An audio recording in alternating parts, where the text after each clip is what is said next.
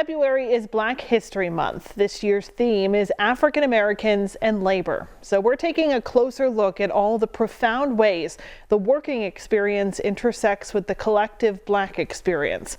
Here's a look at some of the ways Black labor impacts northeastern and central Pennsylvania. Trinetta Bryan of Old Forge has her own definition of family business. Her company was created during a sleepless night just after her daughter Genesis was born. Well, I tried many products, but this one actually works, and I stand by it.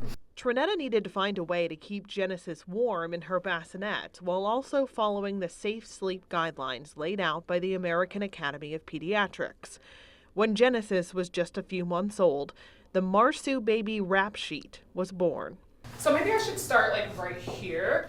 Trinetta designs software for a living, so she says designing the wrap sheet wasn't too far of a jump. I've always had an interest in creating things from scratch. And I work within that field of, creating things from concept to creation. So I think it's innate in me to, create and actually bring it to life. She now sells the product at trade shows on her own website and on Amazon.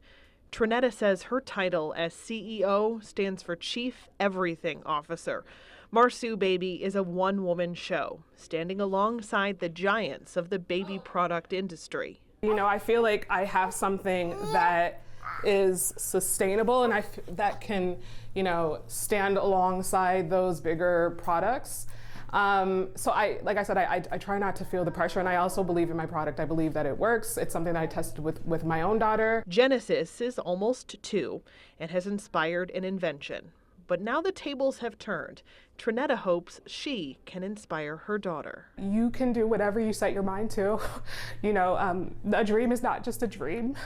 If you believe in yourself and you believe that you can, conquer that dream, then that's the first step. The first step is having that dream. The second step is actually taking action to achieve that dream. And that's what I want to pass on to her. That's a lesson that lasts a lot longer than those sleepless nights.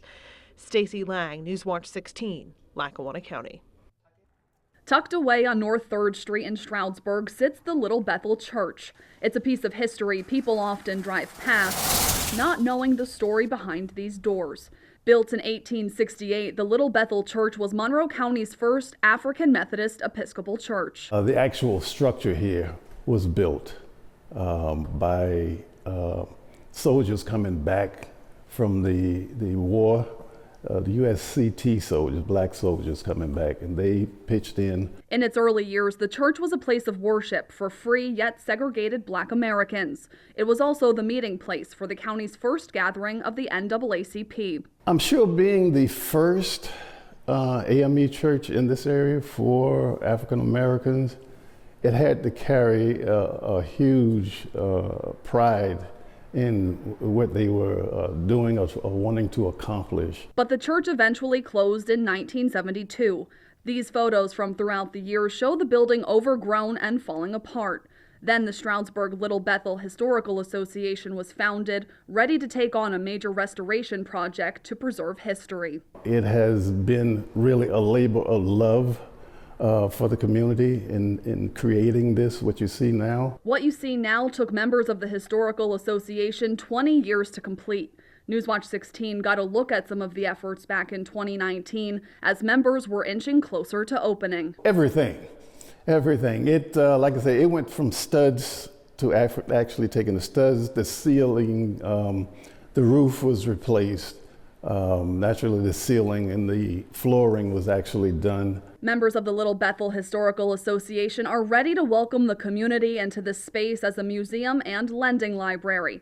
The shelves are filled with books waiting to be opened to share the stories of the past. People can come in to take the books out that refer to Black history, and hopefully it will be a beacon of sorts for the community. The Historical Association will host a grand opening celebration on Saturday, February 22nd from noon until 1 here in Stroudsburg.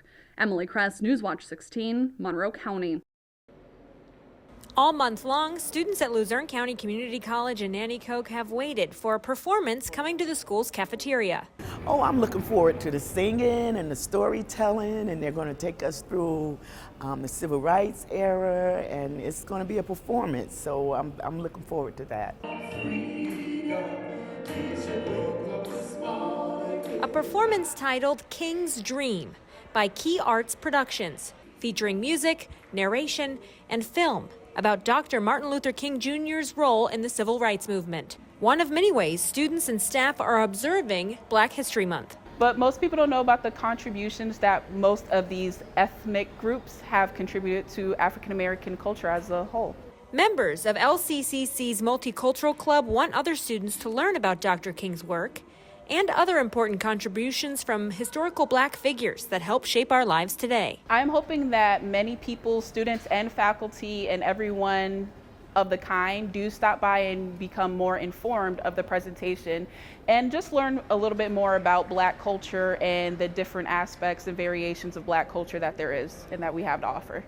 I would say knowledge. I feel like it's good for everybody to know Black history, just because the people play like a big role in our society. It's just important. We made some very important contributions to this nation, and it shouldn't just be in February. This is an all-round thing, you know, and we're here, and we're going to be here to stay. Chelsea Strube, Newswatch 16, Luzerne County. So you can even see the crema as it's coming down, like developing? Yes. For many people, it's part of their morning routine. Okay, so now I'm going to steam up some oat milk. A way to jumpstart the day, drinking a cup or two of fresh coffee. Well, we really work and specialize with one-on-one. For Chantel Callahan, it's a bit more. Crafting coffee beverages is a passion and a work of art. It's our bar. It's our baby, actually. As the owner and barista of Cafe Calle with her husband Vince, she specializes in creating cups of joe to both satisfy the need for caffeine and delight the taste buds. Coffee is like an expression. We love to get really creative with our coffee, with the different syrups we use, even how we style it and everything. Their coffee cart business started 2 years ago when the couple couldn't find any coffee carts in Scranton or Wilkes-Barre. We both love coffee. I've been working in the coffee industry for years, and I don't know, when we got married, like, it was something that we wish that we could have had at our wedding. Now, Cafe Calle, which means street coffee, can be found at community and private events. Because we bring it to you. You know, we have all the options that you would need. Any allergies, any concerns that you have, you tell us, and we make sure it's not a problem, and then we customize the menu for you and your guests. Using professional-grade equipment, Chantel and Vince serve espressos, cappuccinos, lattes, tea, and hot chocolate. Chantel describes the cart as a water cooler of sorts. It turns into a community space. People will come and they'll end up hanging out around the cart. They'll talk with each other. They'll talk with us, which is always great. The two say they want Cafe Calle to be known for fun and excellence.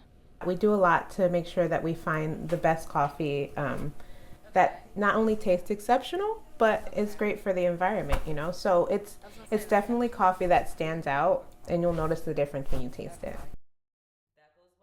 Back in 2018, Glynis Johns came back to her hometown of Scranton with an idea to highlight Black and POC-owned businesses like the ones she shopped at in cities across the country.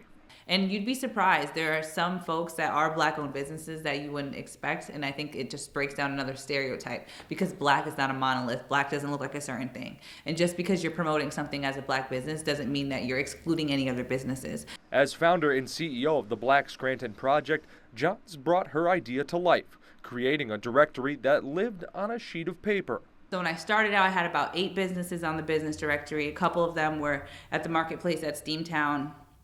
2019, we had grown a couple more. By 2020, we had probably about 25 or so businesses. At its peak, John says the directory had listings for more than 80 businesses reaching thousands across the city, Lackawanna County, and beyond. One being Chef Von and Mom along Linden Street in downtown Scranton.